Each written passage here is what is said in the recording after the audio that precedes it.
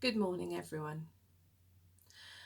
I hope that you and your families are keeping safe and well and healthy during these unprecedented times. Today marks 5 weeks since we last saw you in school and entered this phase of lockdown. And we've all been learning to live our lives very differently. Many of you have been completing your schoolwork at home, online, with less direct contact from your teachers. So, hats off to you for developing these new independent learning skills that are going to stand you in such good stead in the future. Some of you have friends and family that are key workers within the NHS, within the care settings or other areas. And some of you may have been volunteering to help out in these roles. Well done. Some of you might have been involved in making or distributing face masks and other protective equipment to staff and workers on the front line. Some of you may simply have been staying at home, protecting the NHS and saving lives. Whatever you're doing, I thank you.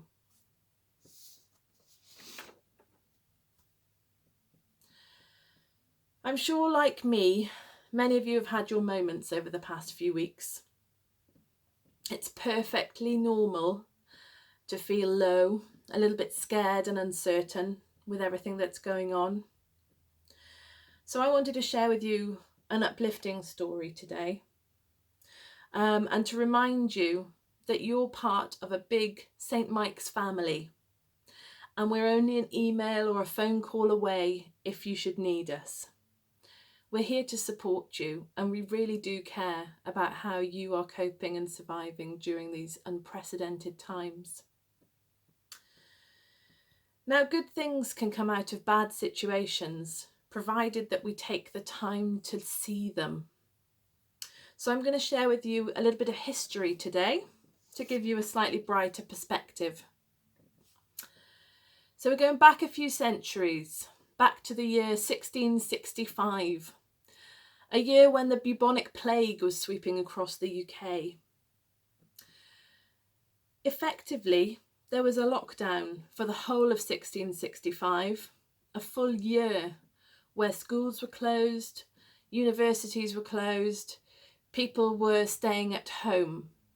Obviously a very different situation to the one that we have today, where media keeps us informed 24/7, but nevertheless, still a lockdown. Now, it could be said that students and young people during that lockdown had their education suffered. However, that's not the case for everyone. And there was one student in particular during 1665 who really made the most of his opportunities. He was a 23-year-old law student from Cambridge University, and his name was Isaac Newton. Now, during the year of 1665, he was sent home from his college at Cambridge. He had all his books, but of course he didn't have the guidance of his tutor. Without that guidance, Newton studied with an open mind, and he studied widely, not just the law texts that he'd taken home with him. He trusted his own instincts, and he studied mathematics, physics, astronomy, and optics. And it was in this year that is now called Newton's Annus Mirabilis, or Year of Wonder, that he discovered his laws of gravity. Incredible. All out of the fact that he wasn't studying just law. He was able to study on a much more wider perspective. Now, of course, Newton's discoveries of the laws of gravity have provided the very foundations of modern day physics, and also led to rocket science. Now, I mention rocket science because not only has it put men on the moon, people into space, but also provided us with an amazing network of satellites that enabled us to communicate effectively today. You might have seen Elon Musk's Starlink satellites travelling across the night skies in the UK over the past couple of weeks. Incredible achievements, all as a result of Newton having to study at home on his own during a lockdown. It just goes to show that as a human race, we have incredible ability to adapt. We're incredibly resilient. And whatever situation we might find ourselves in, we can choose to overcome it. To be honest with you, at the beginning of this lockdown, I was really quite worried. I was worried about the health and safety of my friends, family, and students. I was worried about working from home, how it would work, whether homeschooling my son at the same time would be possible. It's amazing what we can achieve. Your teachers have worked incredibly hard to upskill themselves to deliver the kinds of lessons that you're getting online. We've adapted our whole way of learning and teaching. Our aim is to help you to maintain and consolidate the work that you've done to date at St. Mike's so that you can take it forward along with these new skills into the next stage of your futures. And I have to thank you again for responding so positively to the efforts that we are making. It's also been a time of huge self-reflection, trying to learn new skills and connecting, of course, in new ways. One thing that I know I'm quite sad about is that many of our travel plans have had to be put on hold.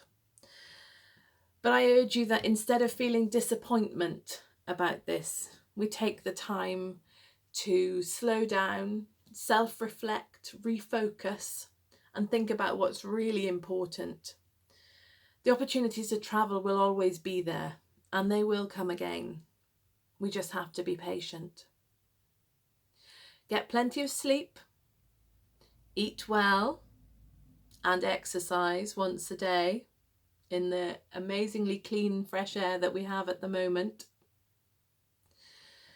And life is all about perspective. If we didn't have these bad times, we'd never learn to appreciate the good times. We'd never learn to think differently and adapt. We'd never evolve and create new ways of being. The skills that we're picking up now are going to benefit us forever. They're going to empower us into the future. And when all this is over and we're once again able to meet face to face, that communication is going to be so much more appreciated. And together, our St. Mike's School family is going to be much stronger, have a much more powerful growth mindset, greater resilience, and your education is going to go from strength to strength. Nothing will prevent us from achieving what we want to achieve if we put our minds to it.